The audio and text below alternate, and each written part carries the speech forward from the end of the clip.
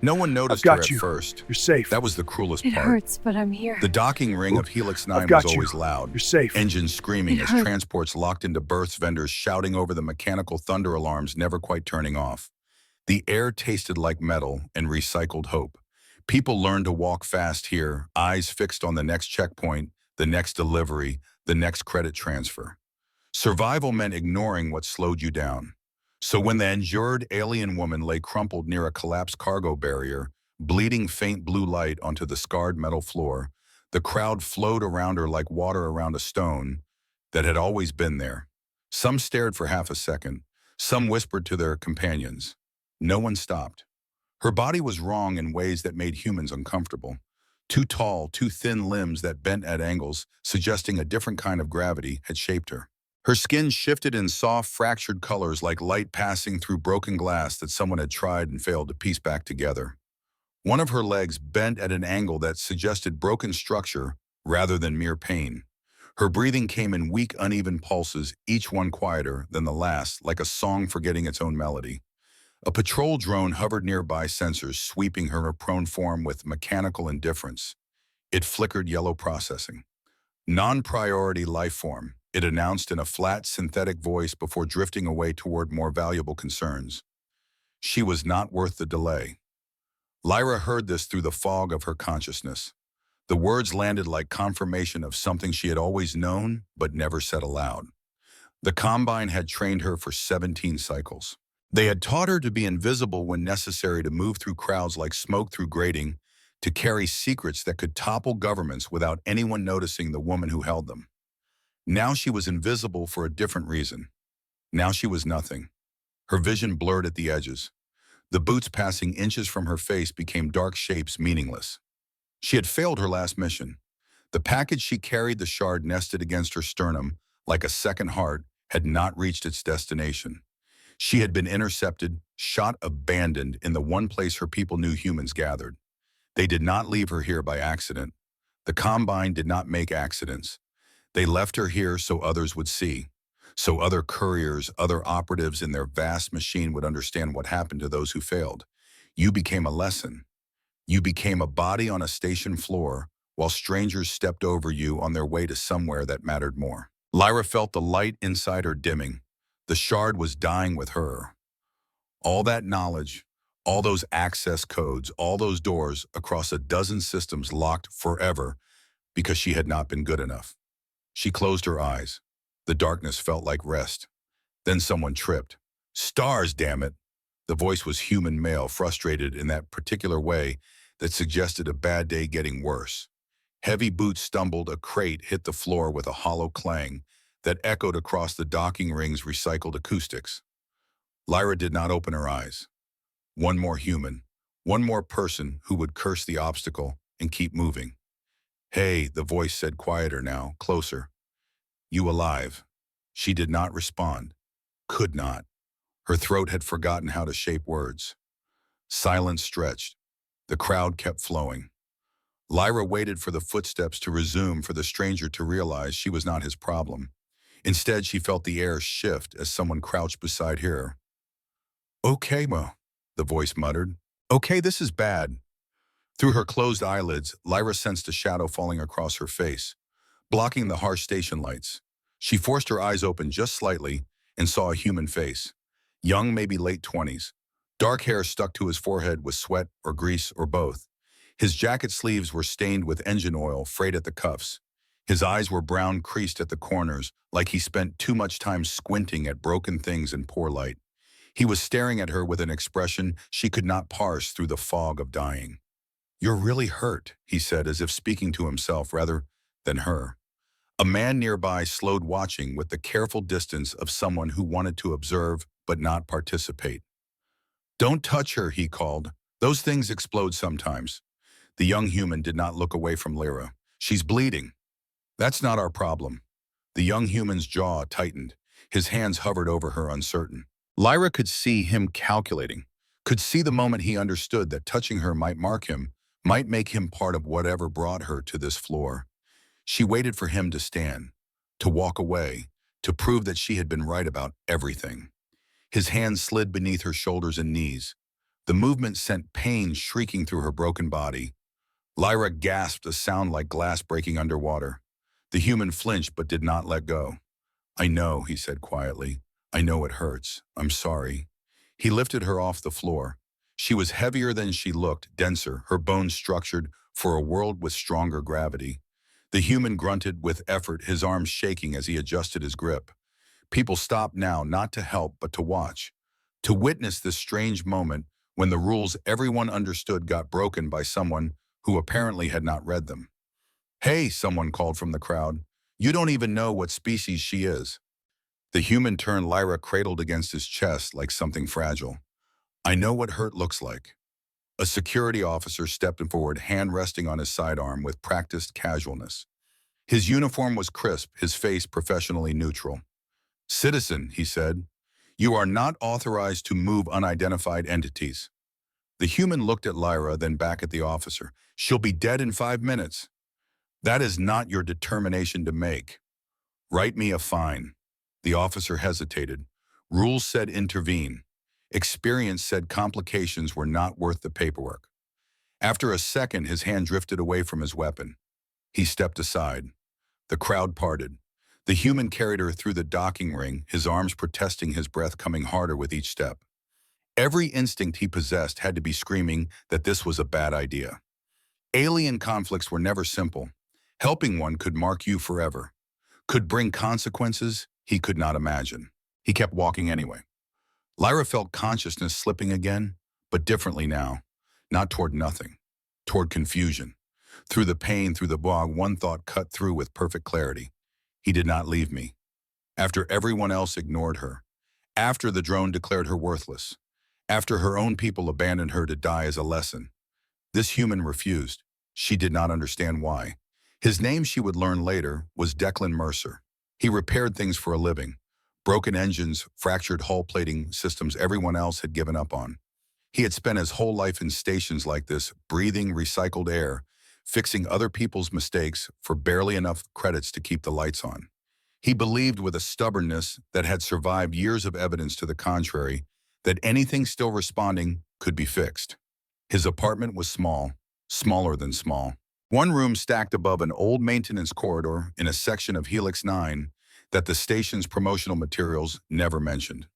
The rent was cheap because the walls were thin and the heating barely worked, and sometimes you could hear the station's structural supports groaning like an old man's knees.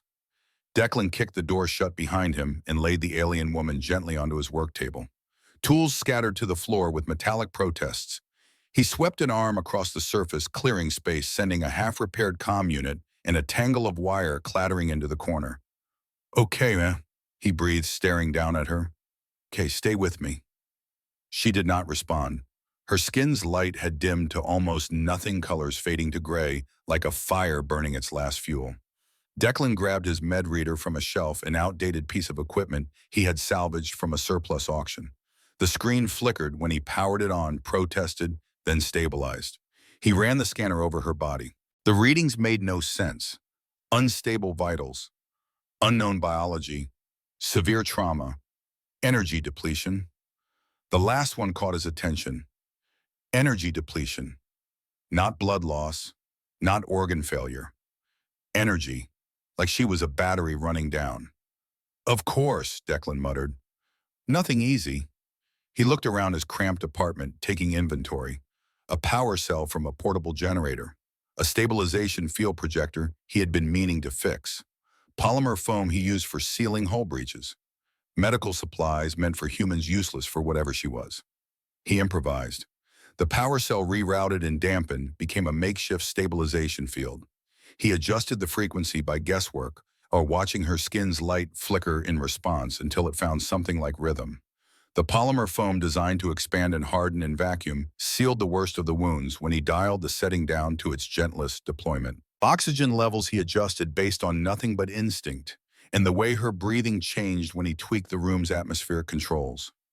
Hours passed. The station's day cycle faded to night simulation. Declan worked without stopping, his hands steady even as his mind raced through everything that could go wrong. At one point, her hand closed weakly around his wrist. He froze. Her eyes opened. large, reflective, filled with something between panic and confusion. She tried to sit up, failed her body, refusing commands. Easy, Declan said quickly, his voice soft. You're safe, I think, mostly. Her gaze locked onto his face. He watched thoughts move behind those strange eyes, watched her trying to categorize him to understand what was happening. You carried me, she whispered. Her voice sounded like distant chimes breaking like music played on an instrument not meant for human ears. Yeah, he said.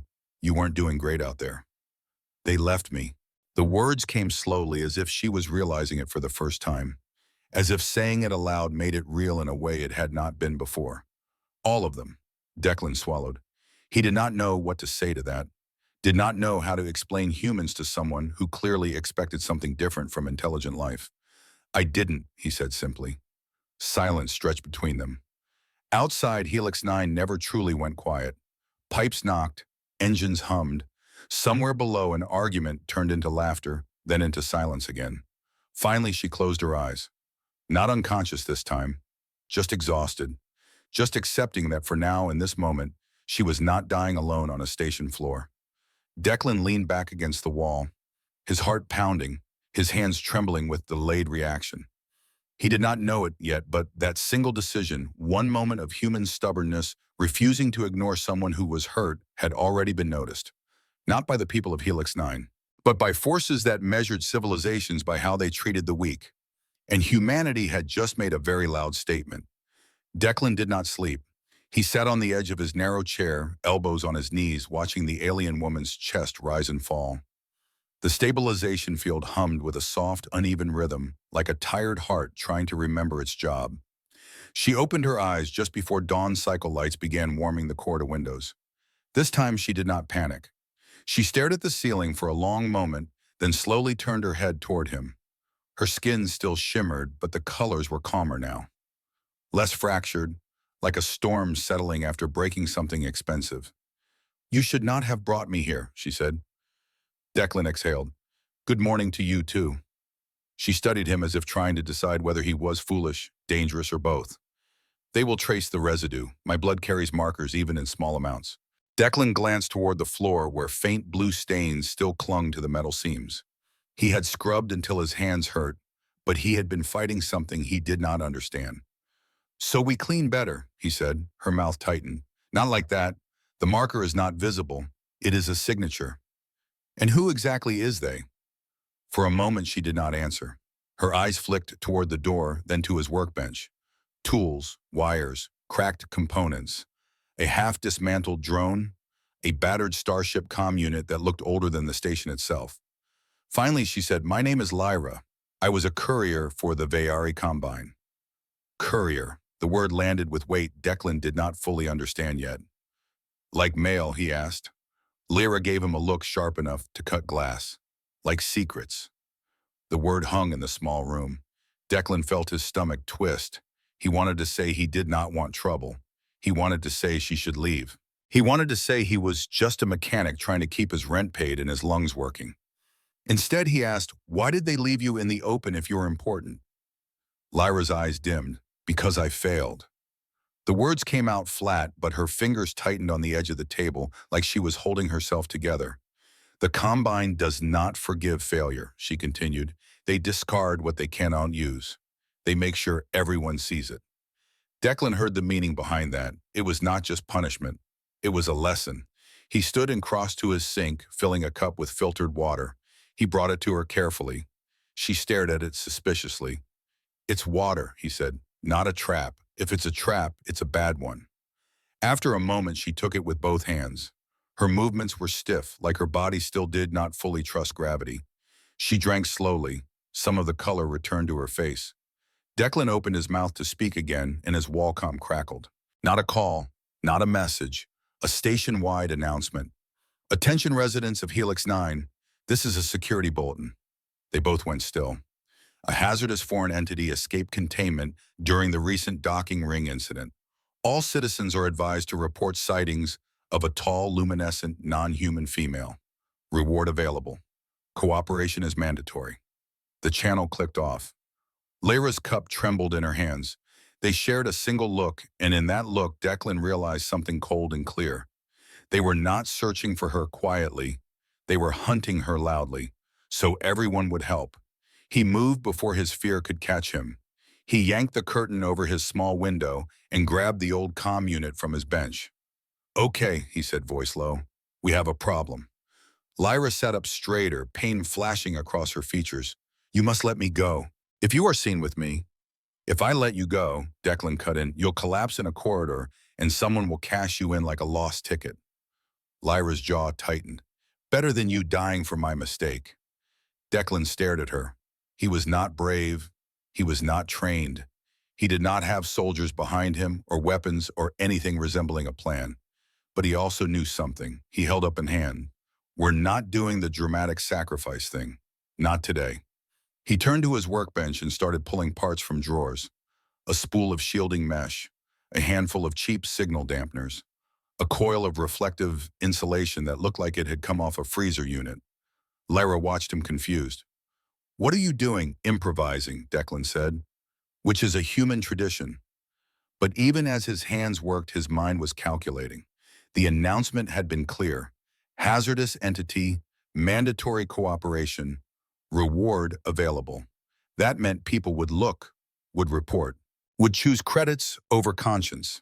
He needed to understand what they were up against. "This signature they're tracking," he said, not looking up from his work. "How does it work?" Lyra hesitated. He could feel her weighing trust against survival, measuring him against everyone who had ignored her on that docking ring floor. "It is biological," she said finally. "The Combine marks their couriers, so we can be found if we run, so we cannot disappear." "Can you turn it off?" "No." "Can we hide it?" "Not with human technology." Declan glanced at her. "You sure about that?" Lyra's expression shifted. Something in his tone, some confidence that had no right to exist, caught her attention. "You cannot scramble biological signatures with scrap metal," she said. Declan gave her a quick grin. "You'd be surprised what you can do with scrap metal if you're stubborn enough." He pulled a thin sensor strip from a drawer and held it toward her. "I need a reading. Just a second." Her eyes narrowed. "You will sample me." It's either that or we run blind," Declan said, "and I don't love running blind." After a tense pause, Lyra extended her hand. Declan pressed the strip gently against her wrist. The sensor lit up, throwing strange numbers across his cracked screen. The pattern was not random. It pulsed in a repeating cycle like a beacon, whispering in a language only predators understood. He studied it, his mind already breaking it down into components. Frequency, amplitude, refresh rate. "Okay," he muttered. "Okay, that's not good." "It is worse than you think," Lyra said, her voice tight. Declan glanced at her. "How do you know?" "Because the signature is not only mine." She paused. "It is tied to what I carried." Declan stopped moving. "What did you carry?"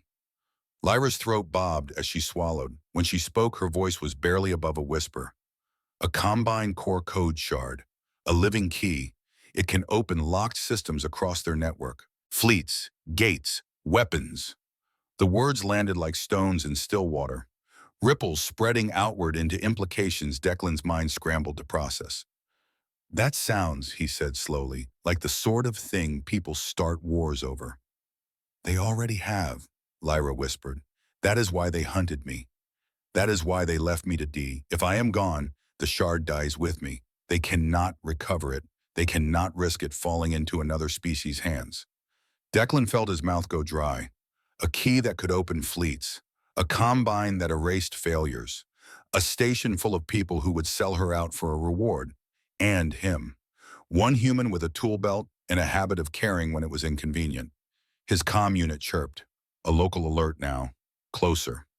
"Docking sector to residential grid. Patrol sweep in progress. Citizens remain in place." Declan snapped into motion. He moved to a storage locker and yanked it open, revealing a cramped maintenance tunnel hatch behind it. "I use the service crawlways to avoid rent inspectors," he said. "We're leaving now." Lyra tried to stand. Her legs shook. Declan slid under her shoulder without thinking. She stiffened, then allowed it her pride losing to survival. They slipped into the hatch, closing it behind them. The tunnel was tight, dust-filled, lined with cables that hummed with station power. Heat from the conduits made the air thick. Declan crawled first, guiding her through turns and over junction boxes. Behind him, Lyra followed her, breathing labored but determined. Why? She whispered as they crawled. The word was not really a question, more like disbelief given voice. Declan glanced back at her. Why what? Why are you doing this? You gain nothing. You risk everything. Declan was quiet for a moment, navigating a turn in the tunnel. Then he said, someone told me once that anything still responding can be fixed. You're still responding. It was not a good answer. It was not logical. It made no sense by the calculations Lyra had been trained to value. But it was true. They crawled on deeper into the station's bones as above them, footsteps pounded and voices barked orders, and the hunt tightened like a noose. Lyra had been a courier for 17 cycles. She had carried secrets that could topple governments. She had been invisible, efficient, expendable. No one had ever refused to leave her before. And in the darkness of that maintenance tunnel, something inside her that she thought had died on the docking ring floor began tentatively to hope. The tunnel opened into a wider space ahead. Emergency lighting flickered, revealing an abandoned relay chamber that smelled of dust and forgotten purposes. Declan helped Lyra down through the access hatch, her feet finding solid ground again. She leaned against the wall, breathing through the pain, and for the first time since the marketplace felt something other than fear. She felt the beginning of choice. Declan was already moving, checking the chamber with practiced efficiency. No active cameras, he muttered. Power lines old but stable, thick bulkhead walls. He nodded. This place used to be a relay room. Station forgot about it after the last upgrade. Forgot, Lyra said softly, or abandoned. Declan looked at her. There's a difference. Is there? He did not have an answer for that. He guided her to sit on a low crate and handed her a small power pack wired to a heating pad. Hold this against your side, it'll help. She took it, watching him closely. You act as if you have done this before. Help someone being hunted by a galaxy-spanning power. Declan shook his head. No, but I've fixed ships everyone said were unsalvageable. Same idea. Panic less, think more. Above them, the station shook faintly as patrols moved in force. The hunt was tightening. Lyra could feel it in the way her internal senses fluttered. The signature was still there, even weakened. She was a signal walking through enemy space. But here in this moment, she made a decision.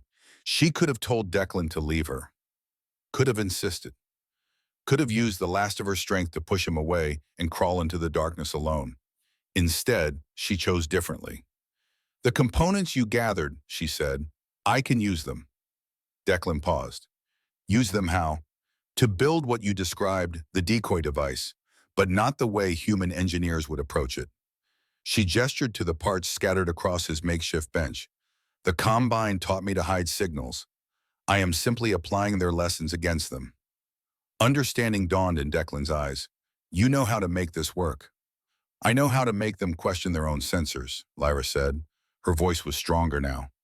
Give me the dampeners and the mining scanner. Declan gathered the components and brought them to her. Lyra's fingers moved with the precision of 17 cycles training, connecting dampeners and configurations no human engineer would attempt. She worked in silence, her mind calculating frequencies and interference patterns that existed at the edge of what the Combine's technology could detect. You're sure this will work? Declan asked, watching her hands weave connections that seemed to defy the part's original purposes. Lyra integrated the mining scanner last as quantum resonator, repurposed into a signal multiplicator. The device hummed unstable but alive, a marriage of human salvage and alien expertise. They will see my signature, she said, placing it between them, but they will see it in 10 places at once. Different strengths, different delays, like echoes that do not agree with each other. Her work, her choice. Declan stared at the device, then at her. That's brilliant. That is survival, Lyra corrected, but she felt something unfamiliar at his words. Something like pride. This is going to draw attention, Declan said. We'll have maybe an hour before they figure it out, maybe less. And then we need a better plan than hiding in old maintenance rooms. Lyra looked at the device she had built, looked at Declan, looked at the cramped chamber that smelled like abandoned hope. The Combine had trained her to wait for orders, to execute perfectly, to disappear when convenient. But the Combine had also left her to die. She was no longer waiting for orders. "Activate it," she said. Declan reached for the switch, then paused. "You ready for this?" Lyra met his eyes. "No, but I am certain about this much. I will not disappear quietly." He activated the device. For a moment, nothing happened. Then the air seemed to vibrate. Lyra gasped softly as her internal senses reacted with confusion rather than pain. The signal that had been a single clear pulse was now scattered, echoing back at itself, fragmenting into a dozen ghost signatures that flickered across the station's sensor grid. Far above them, alarms shifted tone. Declan glanced at his screen and let out a low whistle. "Oh yeah, they are not happy." On the patrol channels, commands overlapped. Drones reversed course, then reversed again. A security unit stopped, mid-corridor rotating in place as its targeting software failed to agree with itself. Lyra felt something unfamiliar rise in her chest. Hope. "They are hesitating," she said, wonder in her voice. Declan nodded. "That's our window." But he did not move immediately. He was looking at her with an expression she still could not fully parse. "What?" she asked. "You said the shard is tied to your signature," he said.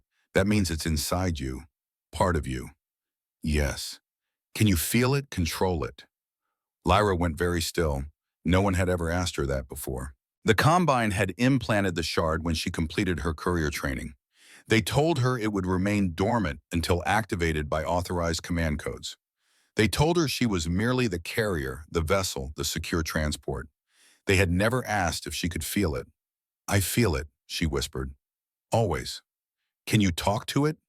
The question was absurd. The shard was technology, not consciousness. It was code and quantum locks and encryption layers so deep that entire civilizations had tried and failed to crack them. But Lyra closed her eyes anyway, reached inward, felt for that pulse against her sternum, and it responded. Not with words, with sensation, with awareness. The shard recognized her attention the way a sleeping animal might recognize a familiar touch. Her eyes snapped open. "It knows me." Declan leaned forward. "What does that mean?" The Combine said it was dormant, that it required external activation codes. Lyra's hands trembled. They lied. "It has been listening this entire time." "Listening to what?" "To me, to everything." She looked at him, something like fear and wonder mixing in her expression. "It felt me dying. It felt you carry me. It has been waiting." "Waiting for what?" Lyra did not answer immediately. She was still processing, still feeling the edges of this connection she had carried for years without understanding. Finally, she said, "Waiting for me to choose." The word hung between them like a held breath. Choose. The Combine did not ask its operatives what they wanted. It gave orders and expected perfect execution. But Lyra was no longer executing orders. She was hiding in an abandoned relay chamber with a human stranger who had decided she was worth saving, who had given her the parts to build her own solution, who looked at her like she was a person rather than a liability. She was choosing right now, choosing to trust, choosing to hope, choosing to believe that maybe there was something beyond being expendable.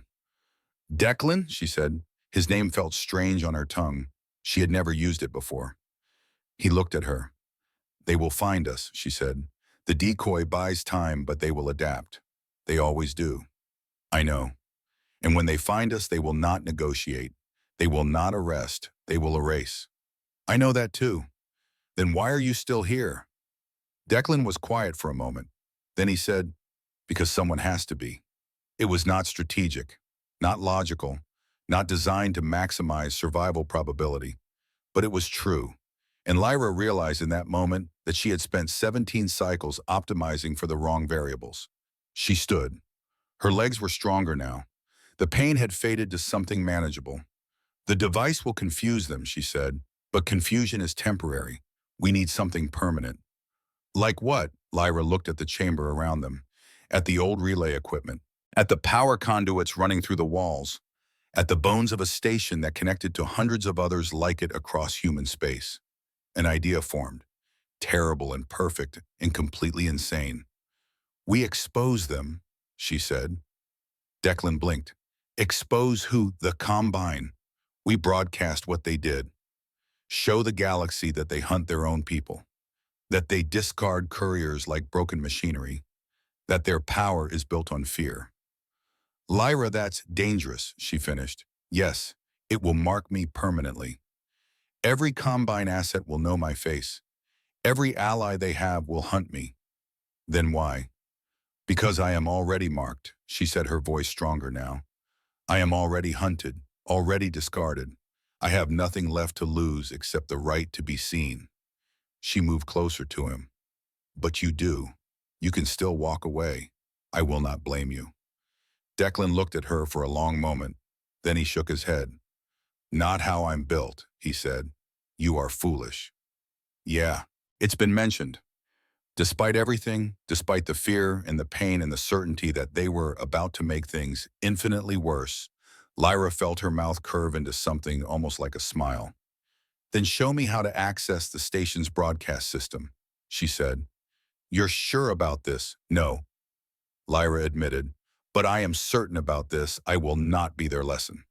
If I am going to be erased, let them see me first. Declan studied her face. Whatever he saw there must have convinced him because he nodded once. Okay, he said. Okay, let's make some noise. They moved through the forgotten sections of Helix 9 like ghosts slipping through service lifts in emergency access corridors that the station's official maps had long since forgotten.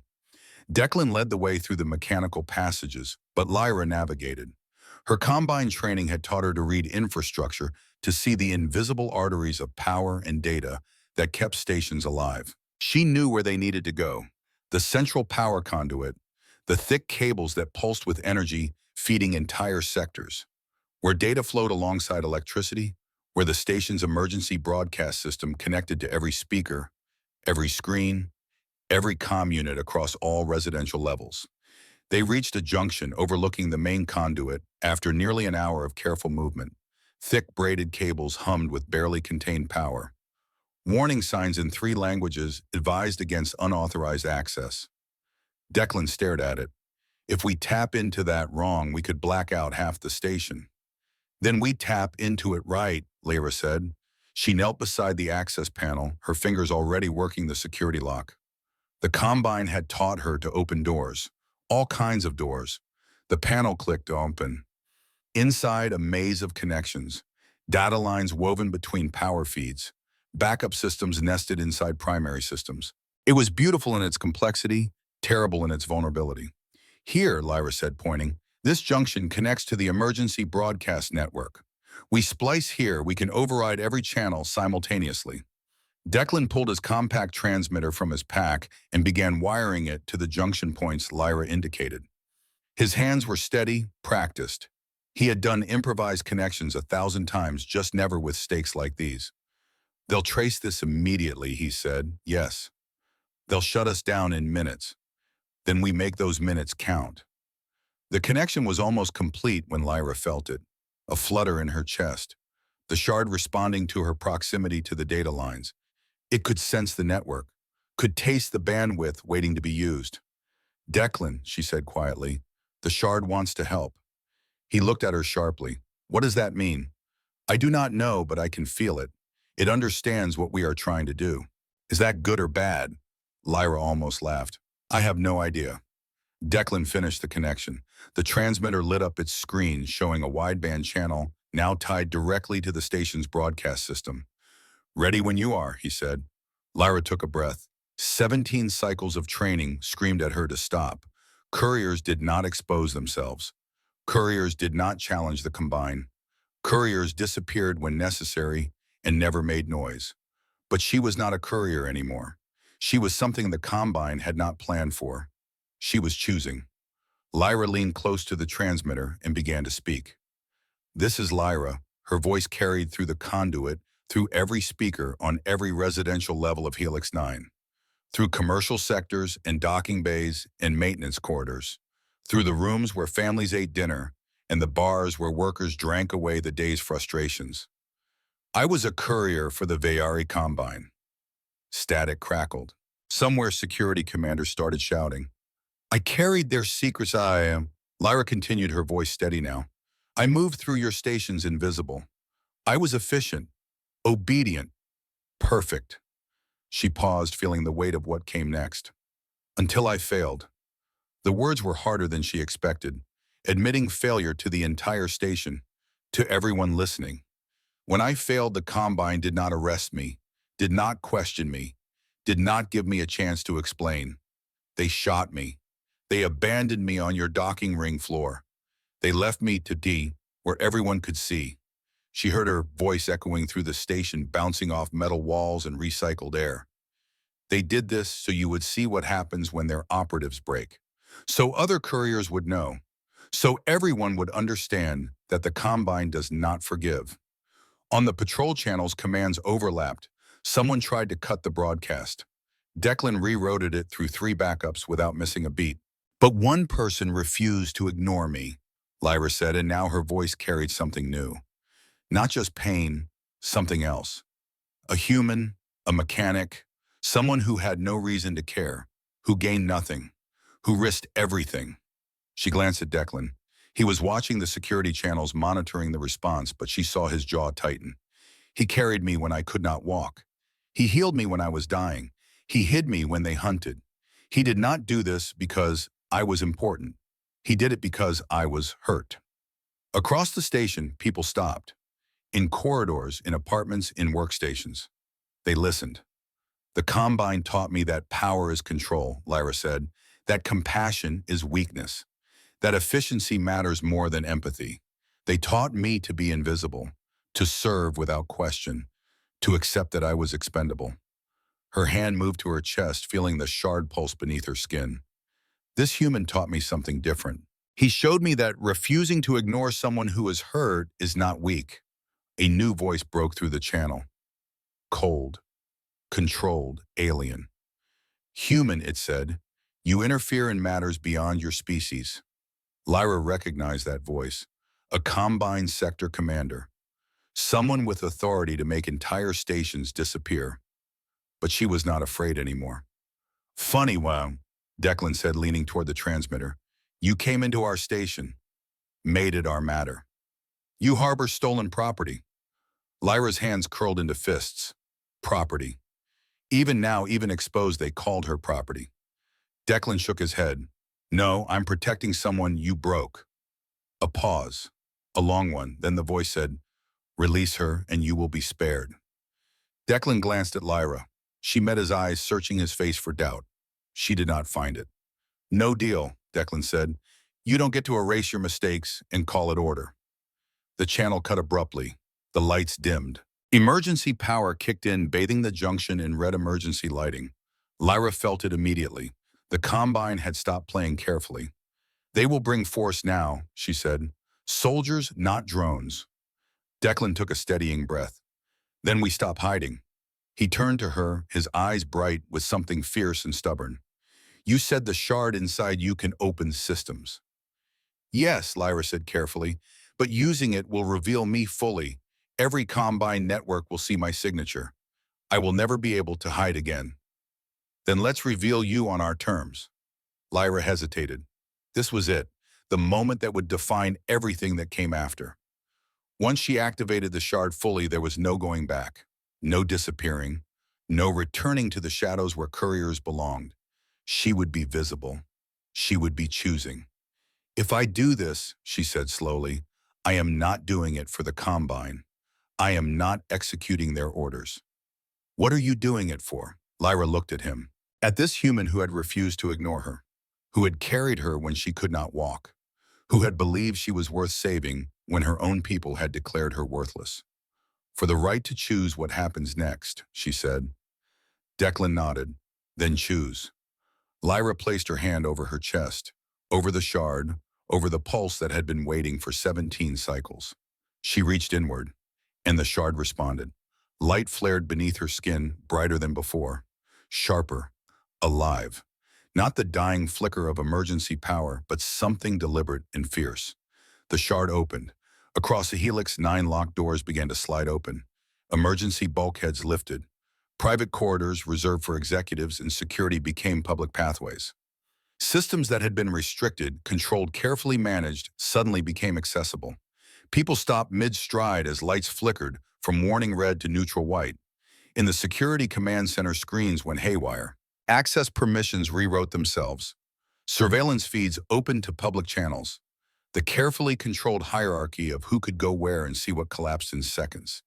And through it all, Lyra felt the shard spreading, not just through Helix 9, through the data connections that linked this station to others, through the Combine's own networks, their own systems using the very infrastructure they had built to control their empire. The shard was not just opening doors, it was asking questions. Across a dozen systems, Combine authorization protocols hesitated. Fleet permissions glitched. Weapon locks paused to request confirmation instead of executing automatically. That hesitation rippled outward, infecting systems designed to obey without thought. On Helix 9, the effects were immediate and visceral. In the residential sectors, workers finishing their shifts found pathways opening that had been executive-only for decades. Engineers discovered they suddenly had access to environmental controls they had been locked out of for years. And in the cargo docks, a broad-shouldered man with graying temples and the bearing of someone who had once worn a uniform looked up from his manifest screen as every restricted bay door in his sector clicked open simultaneously. Thaddeus Brennan had run the logistics for the Army before retiring to dock work. He knew what unauthorized access looked like. He also knew what opportunity looked like. He keyed his comm. All dock workers, this is Brennan. Something big just happened. Stay alert. 3 sectors away in the Environmental Systems Control Room, Bridget Halloway watched her screens light up with access she had never been granted. The nervous energy that usually kept her hands fidgeting went still as she realized what she was seeing. Someone had just cracked open the entire station's control architecture. She pulled up the recent broadcasts, rewinding to the voice that had interrupted normal programming. The alien woman, the courier, the one being hunted.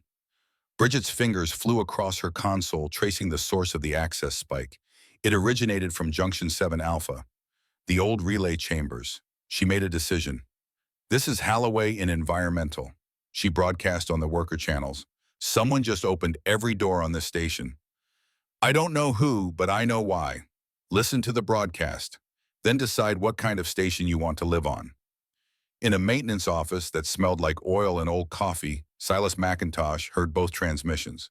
At 73, he had built half of Helix 9's current infrastructure back when the station was new and optimistic. He had watched it slowly calcify into the rigid hierarchy it had become. His Kentucky drawl crackled over the comms. This is McIntosh. I've been running maintenance on this heap for 40 years. Anyone who wants to help these folks, meet me at Junction 7 Alpha. Bring tools. We're about to remind some people that this station belongs to the people who keep it running. Lyra gasped, overwhelmed by the data flood. She could feel every query, every system checking and double-checking orders that had always been absolute before. Declan grabbed her shoulders, grounding her. Stay with me, you're doing great. But Lyra barely heard him. She was lost in the shard's awareness, feeling it spread like roots through digital soil, finding connections she had never known existed. And then she understood what it was doing. The shard was not opening doors randomly. It was broadcasting. Every system Lyra had ever been trained to protect now carried something new. Not weapon specifications, not command codes, not strategic intelligence. Memory, footage of the marketplace, of her broken body on the floor, of humans passing by, boots stepping around her like she was debris, of patrol drones declaring her non-priority, of the Combine abandoning her to die as a lesson, and one human refusing, one human carrying her, one human who would not walk away. The footage spread faster than the Combine could suppress it. Every attempt to shut it down only triggered more copies. The shard had learned from the decoy device. It had learned that sometimes the best way to protect something was to put it everywhere at once. In a Combine command ship 3 systems away, analysts watched in growing alarm as the footage replicated across their own networks. Every suppression protocol they activated simply spread it further. On Helix 9, the response was more immediate. Thaddeus Brennan watched the footage on his dock screens, watched an alien woman bleeding out while humans walked past, watched one mechanic stop. He thought about the times he had walked past someone who needed help because it was not his problem, because getting involved was complicated, because someone else would handle it. He keyed his comm again. Dock teams, this is Brennan. We've got Combine forces inbound. They want someone who's already bleeding. I say they don't get to hunt people on our station. Anyone who agrees we're setting up a defensive line at Corridor C7, bring the heavy equipment. Bridget Halloway traced the Combine soldier deployments on her screens. They were moving in force, converging on the old relay chambers.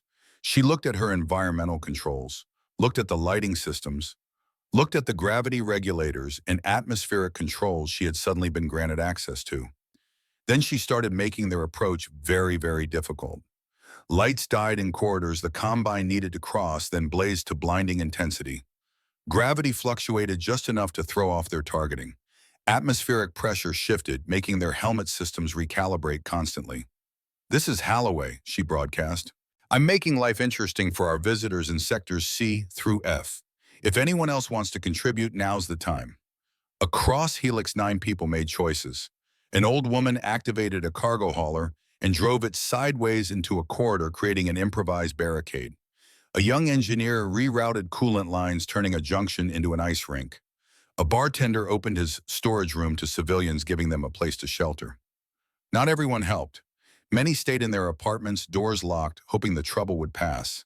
Some even reported to security, trying to claim the reward. But enough people chose differently. Enough people remembered what it felt like to be ignored when they needed help. Enough people decided that maybe, just maybe, the rules were worth breaking. Lyra collapsed to her knees as the light dimmed. Declan caught her before she hit the floor. "It's done," she whispered. "They cannot erase it." Footsteps approached. Not Combine boots. Human ones. Several sets moving with purpose, but not aggression. A broad-shouldered man in dockworker coveralls appeared first, flanked by two others carrying improvised tools that could serve as weapons if needed. His gray temples and steady gaze spoke of someone who had seen combat before. "You're the courier," he said, not a question. Lyra nodded weakly. He knelt, his movements careful. "I'm Thaddeus Brennan. I run the cargo docks, used to run logistics for the Army." He gestured to the others arriving behind him. "We saw what you did, saw what they did to you." A woman with nervous hands but determined eyes appeared next, her engineering uniform marked with environmental systems insignia. "Bridget Halloway," she introduced herself. "I've been making things difficult for the soldiers trying to get here. Figured you could use the time." An elderly man with a Kentucky accent and oil-stained hands that had built half the station arrived last, carrying a toolbox that had clearly seen decades of use. "Silas McIntosh. Been maintaining this heap since before most of you were born." He looked at Declan. "You the mechanic who started all this?" Declan nodded, still supporting Lyra. Silas smiled. "Good. About time someone reminded people what this station was supposed to be." Lyra stared at them, their training unable to process what was happening. "Why?" she whispered. The question that had haunted her since Declan first stopped. Bridget knelt beside her, and despite her nervous energy, her voice was steady. "Because you stood up. Because someone had to go first." She glanced at the others. "And because we're tired of pretending we don't see people who need help." Thaddeus checked his comm. "We've got maybe 15 minutes before Combine forces break through the barriers. They're bringing heavy equipment now."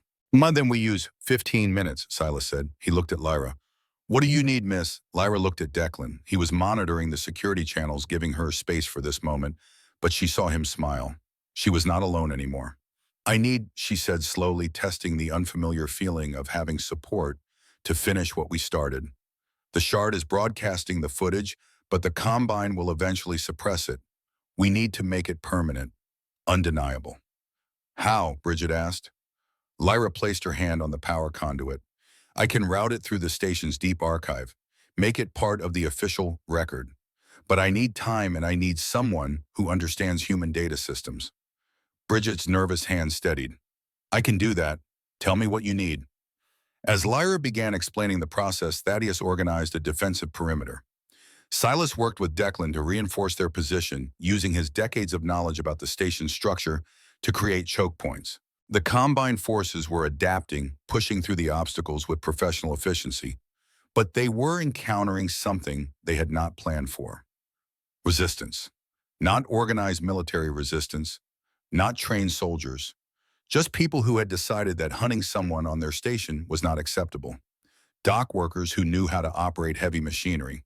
Engineers who understood the station's systems better than any outsider ever could. Ordinary humans who were tired of looking away. In Corridor C7, a Combine soldier found his path blocked by a cargo hauler operated by a grandmother who had lost her husband to corporate indifference.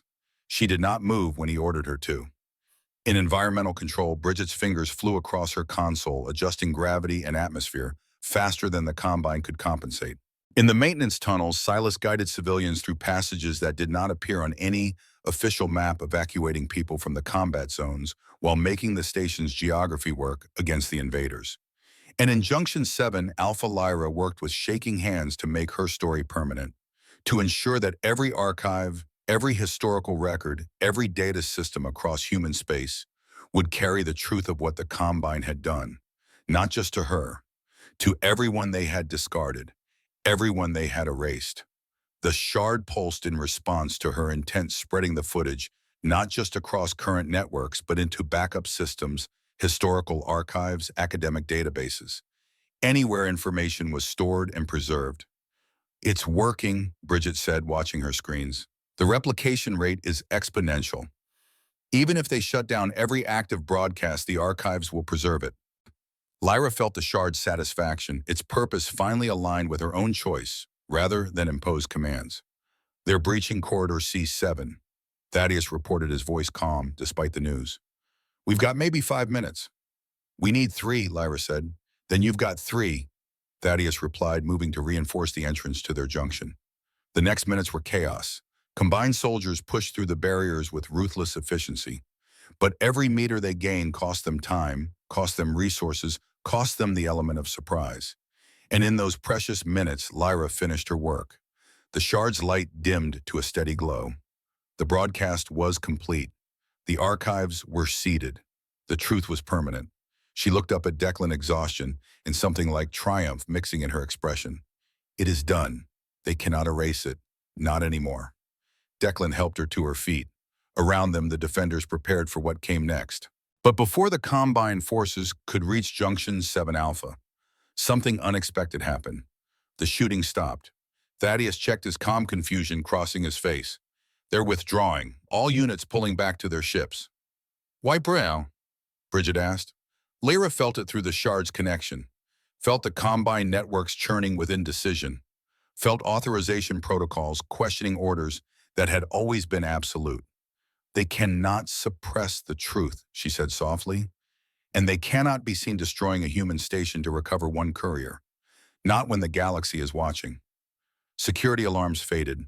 Combined signals withdrew. Their ships disengaged from Helix 9's docking rings and pulled away into the dark. Gone but not defeated. Shaken but not destroyed. The station settled into uneasy silence. Helix 9 stood scarred but standing. And in Junction 7 Alpha, a group of humans and one alien courier who had learned to choose looked at each other and realized they had changed something fundamental. Silas broke the silence with a tired chuckle. Well, that happened. Thaddeus nodded slowly. Station's never going to be the same. Good, Bridget said quietly. It shouldn't be. Lyra looked at each of them, at the humans who had risked everything for a stranger, at Declan, who had started it all by refusing to walk past someone who was hurt. Thank you, she said.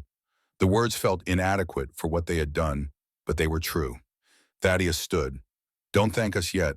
We've got a lot of cleanup ahead. He looked at Declan. And you're going to have explaining to do when station management recovers from their shock. Declan grinned tiredly. Yeah, looking forward to that conversation.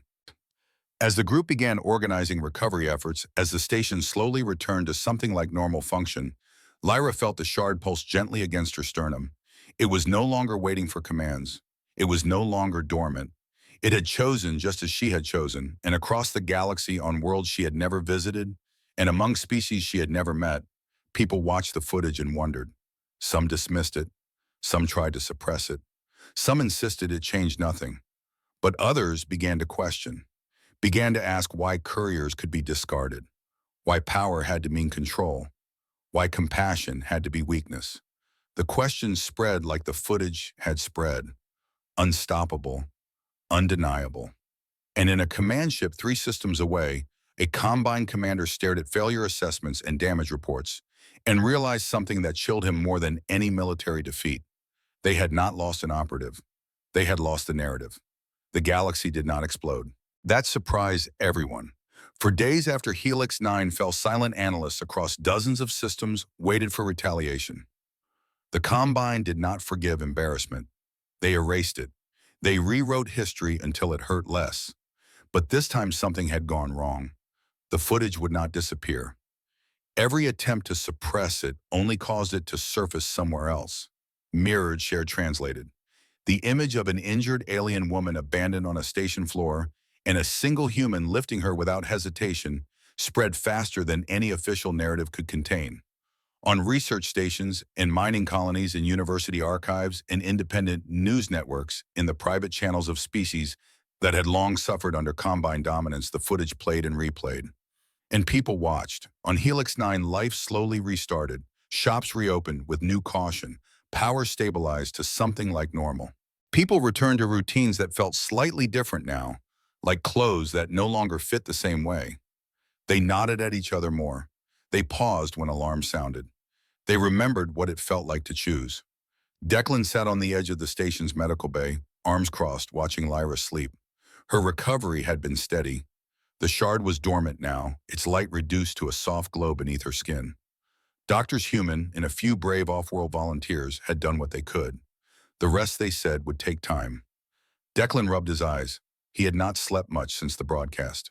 Station management had questioned him for hours. Security wanted statements. News services wanted interviews. Everyone wanted to understand what had happened and why a mechanic had decided to start a revolution. He had told them the truth. He saw someone who needed help.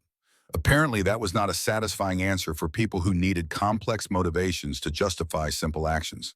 "You're staring," a voice said.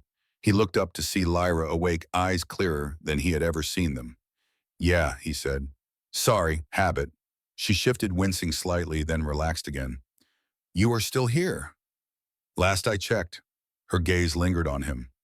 "You could have left. Many humans did not stay after the fighting." Declan shrugged. "Someone's got to fix the stuff everyone broke." A faint smile touched her lips. "You are very strange." He grinned. "High praise." Silence settled between them. Comfortable this time. Then the station lights dimmed. Not an alarm, but a formal signal. A presence had arrived. Lyra felt it before Declan did. Her spine straightened, instinct screaming. "They are here." "Combined?" Declan asked, already on his feet. "No," she said slowly. "Others." The medical bay doors opened and a small delegation entered. Not soldiers, not diplomats wrapped in power armor. These beings wore simple markings: observers, mediators, historians. One stepped forward, tall and silver-skinned, eyes like polished stone. Its movements carried the weight of age and authority that transcended species. "We represent the accord of watching species," it said, its voice resonating in frequencies that made the air itself seem to listen. "We have come in response to an anomaly." Declan crossed his arms. "That sounds ominous." The being tilted its head in what might have been amusement. "It is unprecedented." Its gaze shifted to Lyra. "You were marked for erasure by the Vayari Combine. Their protocols demanded your elimination. Yet you persist." Then to Declan, "You intervened without directive, without alliance, without expectation of reward. Your species lacks the military power to challenge the Combine, yet you challenge them regardless." Then to the room around them, acknowledging the presence of Bridget and Thaddeus and Silas, who had quietly gathered when they heard about the visitors. "Your people interfered in matters they lacked the authority to address, and in doing so altered the behavior of an empire." Declan frowned. "Is that illegal?" "No," the being said. "It is rare." Lyra sat up, ignoring the protest of her body. Despite her weakness, her voice was steady. "What do you want?" "To understand," the being replied. Another observer stepped forward, smaller, with features that suggested a species more accustomed to water than air. "The Combine authority has weakened. Systems they controlled now question commands. Not rebel, question." Declan let out a low breath. "That's big." The first being inclined its head. "It is destabilizing. For 17,000 cycles, the Combine has maintained order through absolute authority. Now their protocols hesitate. Their fleets await confirmations that were previously automatic. Their operatives question missions they once executed without thought." Lyra's hands clenched. "Then punish me, not them." I activated the shard. I broadcast the footage. I made the choice that destabilized your precious order. The being looked at her for a long moment. Punishment would reinforce the very pattern that failed. The Combine punished you. They left you to be as a lesson. Yet here you stand having taught a far more powerful lesson than they intended. It turned back to Declan. Your species acted without power, yet altered an empire's behavior. Explain. Declan blinked. I helped someone who was hurt. That is insufficient. Declan spread his hands. Then I don't know how to explain it better. She was dying. I couldn't just walk past. Another observer spoke, its voice softer. Your people did not act because they were ordered. They acted because they recognized themselves in another's suffering. Yes, the first being said slowly as if tasting the concept. Empathy as contagion. One act of compassion inspiring others, creating a cascade effect our models did not predict. Lyra's breath caught. What happens now? The being straightened, and suddenly its presence filled the room with weight beyond its physical form. The Combine has withdrawn its claim on you, publicly. They deny weakness, but they will not pursue. They cannot afford to be seen hunting you while the galaxy watches. Relief washed over Lyra so hard she had to close her eyes. And humanity, Declan asked, his voice carefully neutral. The being's gaze sharpened. Humanity has been noticed. Your actions have created ripples we will be measuring for generations. Trade coalitions request dialogue. Neutral worlds ask for human mediators. Species long silent under domination watch your footage and wonder if choice is possible. It paused. You have made enemies who see chaos in what you call compassion, and you have made allies who see hope in what you call basic decency. Thaddeus spoke up from the doorway. So what you're saying is we just made life complicated for ourselves. Yes, the being said, but you also made it possible for others to imagine different lives for themselves. Whether that is wisdom or folly, time will determine. The delegation began to withdraw, but the first being paused at the door. A question for the courier. Lyra looked up. Yes. You carried the shard for 17 cycles believing you were merely its vessel. Yet when you chose to activate it, you did not use it to destroy or conquer. You used it to tell the truth. Why? Lyra was quiet for a moment, then she said, because I spent 17 cycles being a tool that could be discarded. I did not want anyone else to be erased the way I was nearly erased. The being nodded slowly. You were trained that power is control, but you discovered that power can also be the choice to speak when silence would be safer. I discovered, Lyra corrected gently, that humans already knew this. I simply learned from watching them. The being looked at Declan, at Thaddeus and Bridget, and Silas at the humans who had risked everything for a stranger. Perhaps it said, that is why you were noticed. Then the delegation was gone, leaving only the faint scent of ozone and the memory of presence. The room was silent for a long moment. Finally, Silas spoke. Well, that was unsettling. You think, Bridget said, her nervous energy returning now that the immediate tension had passed. Thaddeus looked at Declan. You realize what this means, right? Human colonies are going to start getting diplomatic overtures, trade deals, cultural exchanges, things we've never had access to before. Because one mechanic picked up an injured alien. Declan said the absurdity of it, making him laugh tiredly. Because one mechanic refused to ignore someone who needed help, Lyra corrected. And because others chose to help when they could have chosen safety. She looked at each of them. My people believed power was control, that compassion was contamination, that the strong survived by discarding the weak. Her hand moved to her chest where the shard pulsed gently. You taught me that strength can also be the choice to care when caring is difficult. Days passed. Helix 9 settled into its new reality. Station management implemented changes, opening previously restricted areas, reforming policies that had favored corporate interests over worker welfare. Not from altruism, but because people had tasted what it felt like to have a voice and they were not willing to give it back. Messages arrived from across human space and beyond.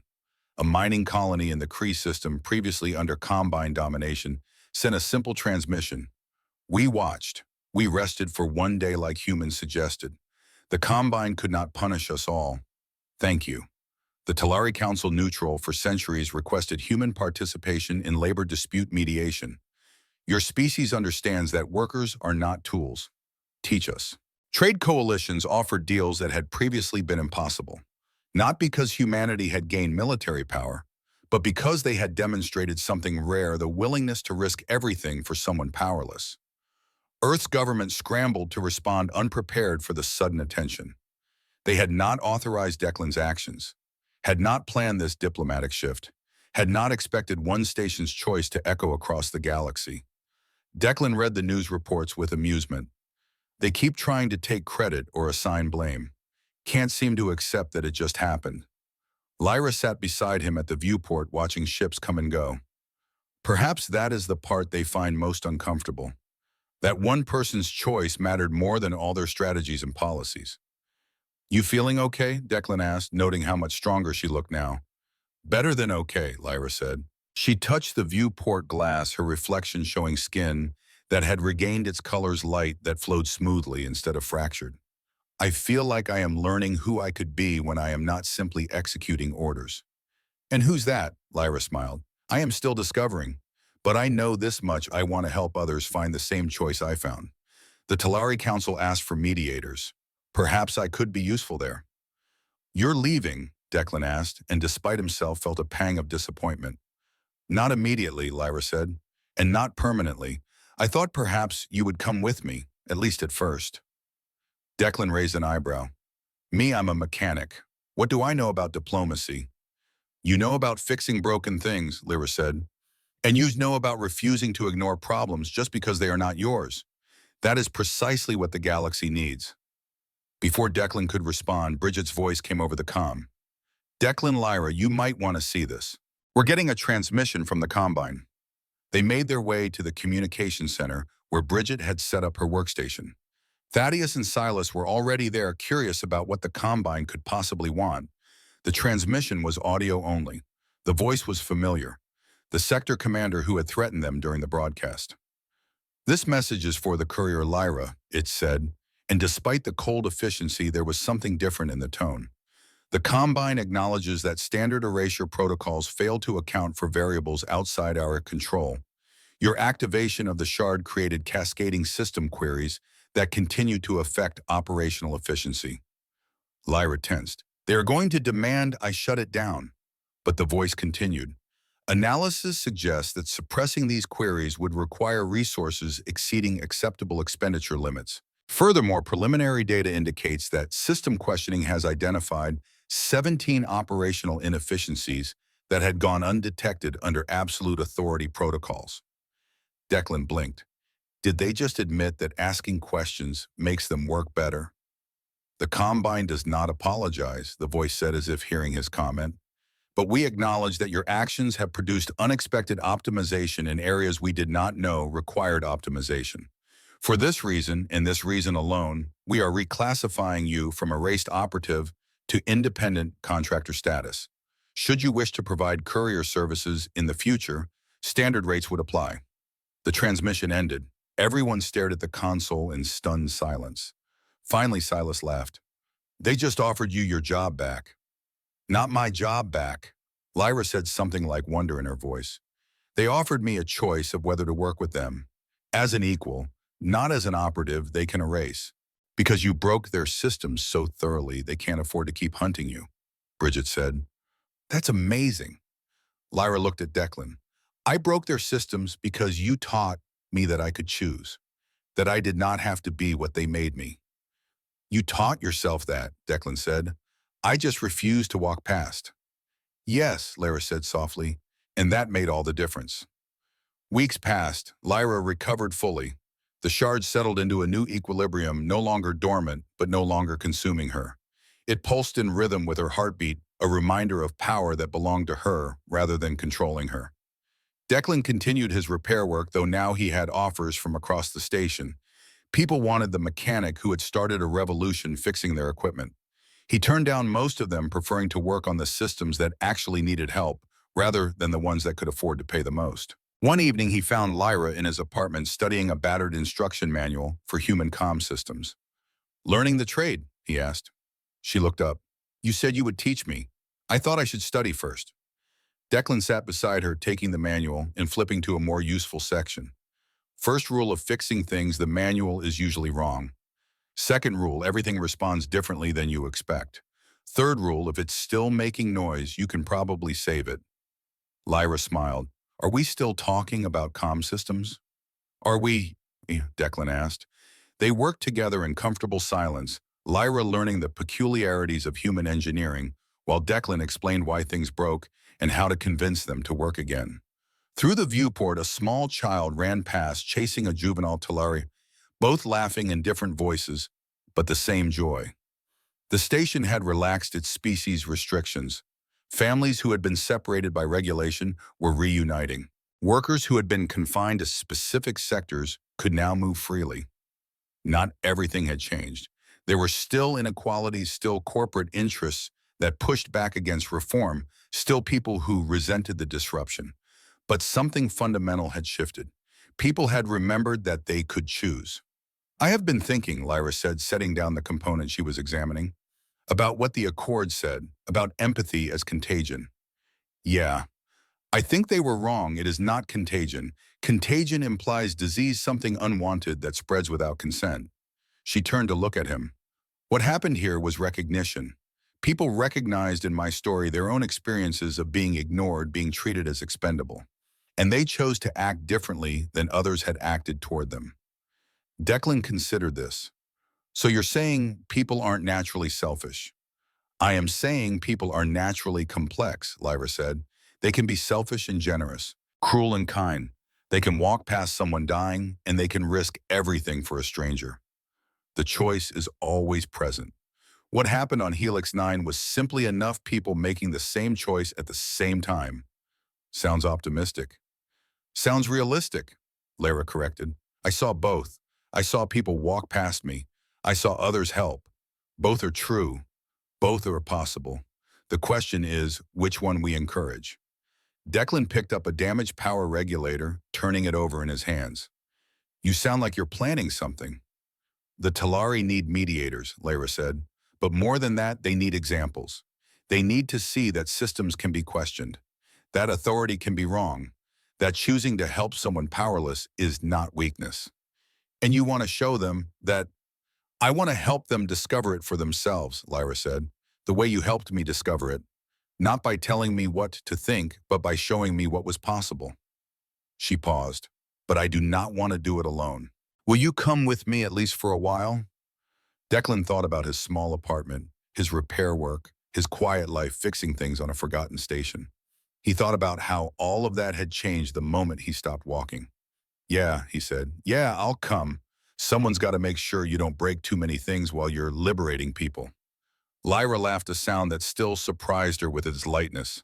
I will try to restrain myself. They worked until the station's night cycle deepened, comfortable in each other's presence. Outside, Helix 9 hummed with life that was messier, louder, more chaotic than it had been before. But it was also more alive. On a transport ship preparing to depart for the Talari system, a journalist reviewed footage of the Helix 9 incident for the 100th time. She was preparing a documentary about what had happened and why it mattered. She watched the moment when Declan stopped, watched him kneel beside Lyra despite the warnings, watched him lift her despite the consequences. She paused the footage there, one human, one alien, one choice. The image had already become iconic, already been reproduced on posters and screens across a dozen systems, already been cited in labor disputes and civil rights arguments in academic papers about the nature of power. But watching it now, preparing to analyze it, she realized something. It was not the dramatic nature of the rescue that made it powerful. It was the ordinariness of the man, the simple mechanics coveralls, the worn boots, the face of someone who had probably never expected to change anything important. That was what made people see themselves in the story. That was what made them think maybe they could make similar choices. She saved the frame and began writing. On a forgotten station at the edge of human space, one person refused to ignore someone who needed help. This is not a story about heroes or villains. This is a story about the moment when ordinary became extraordinary, when silence became voice, when walking past became standing up. This is the story of how one choice echoed across a galaxy and how that echo is still spreading. In the Combine command ship, analysts compiled their final assessment of the Helix 9 incident. Operational losses. Minimal, one courier reclassified. No fleet assets damaged. Strategic impact significant. Authorization protocols now require confirmation levels previously considered inefficient. 17 operational improvements identified through system questioning. Morale among operatives showing unprecedented variation requiring new management protocols. Long-term projections. Uncertain. The footage continues to spread despite suppression efforts. Junior operatives asking questions about protocol justification. Efficiency measurements showing unexpected complexity. Recommendation monitor, but do not engage. Attempting to erase the courier now would validate her narrative. Better to adapt to new operational parameters than to fight a battle that cannot be won through traditional means. The commander who had threatened Lyra read the assessment and felt something he had not felt in decades of service. Uncertainty. The Combine was built on absolute certainty, on protocols that did not require justification, on power that did not need to explain itself. But one courier and one human mechanic had introduced doubt into that certainty, and doubt once present was very difficult to erase. He marked the assessment as approved and moved on to the next crisis. But he did not delete the footage from his personal files. He told himself it was for threat assessment purposes, to understand the enemy, to learn from failure. But sometimes late in his duty cycle, he watched it again. Watched the human stop. Watched the choice that had changed everything. And wondered. On Helix 9, as the station settled into sleep cycle, Lyra stood at the viewport in Declan's apartment. The stars beyond looked different now. Not because they had changed, but because she had. She was no longer a tool waiting to be used or discarded. She was no longer invisible, moving through crowds like smoke through grating. She was Lyra, courier, survivor. Someone who had learned that power could mean the choice to speak truth instead of the ability to enforce silence. Declan joined her at the window, 2 cups of tea in his hands. He offered her one. "Can't sleep?" he asked. "Too much to think about," she said, accepting the cup. "About what comes next, about the Talari, about all the places where people are watching our footage and wondering if they can choose differently." "Lot of pressure." "Yes, but also possibility." She sipped the tea, still getting used to human beverages. "I spent 17 cycles being told that my only value was perfect execution of orders. Now I am discovering that my value might be helping others question their orders." Sounds exhausting. Sounds important. They stood in comfortable silence watching the stars. "Thank you," Lyra said quietly. "For what?" "For stopping, for refusing to ignore me, for showing me that I could choose." She looked at him. "For being exactly who you are." Declan smiled. "You did the hard part. I just didn't walk past." "Yes," Lyra said, "and that made all the difference." Somewhere below them in the sections of Helix 9 where dock workers and engineers and maintenance crews kept the station running, Thaddeus and Bridget and Silas shared a drink. "Think they'll actually change things?" Bridget asked, her nervous energy finally settling after weeks of constant tension. "Out there in the bigger galaxy." Silas considered this, his old eyes reflecting decades of watching people try and fail and occasionally succeed at making things better. "I think they'll try. And I think that's enough." "Enough?" Thaddeus asked. "Enough to matter," Silas said. "Not enough to fix everything. Not enough to solve every problem. But enough that someone else might try too. And then someone else, until trying becomes normal instead of exceptional." "Empathy as contagion," Bridget murmured, remembering the Accord's words. "No," Thaddeus said. "Choice is inspiration. That's different and better." They drank to that, to choice, to inspiration, to the idea that ordinary people doing ordinary kindness could somehow echo across a galaxy and change the math of power. Above them, Lyra and Declan continued their quiet conversation, planning for departures and possibilities, and all the broken systems that still needed fixing. And across the galaxy, on worlds they would never visit, and among species they would never meet, people watched the footage and wondered. Some dismissed it, some tried to suppress it, some insisted it changed nothing. But others began to ask questions they had never asked before. Why must failures be erased instead of learned from? Why must power mean control instead of responsibility? Why must compassion be weakness instead of strength? The questions spread like the footage had spread. Unstoppable. Undeniable, not answers, not solutions, just questions that had not been asked before. And questions once asked changed everything. On Helix 9, as the night cycle deepened and the station dreamed its collective dreams, two figures stood at a viewport looking at stars. One alien, one human, both learning what it meant to choose. Behind them, the station hummed with life. Ahead of them, the galaxy waited with all its broken systems and unanswered questions. Neither knew what would happen next, but they knew they would face it together, fixing what could be fixed and helping others learn to fix what they could fix. Because anything that still responds can be saved. And the galaxy, despite everything, was still responding.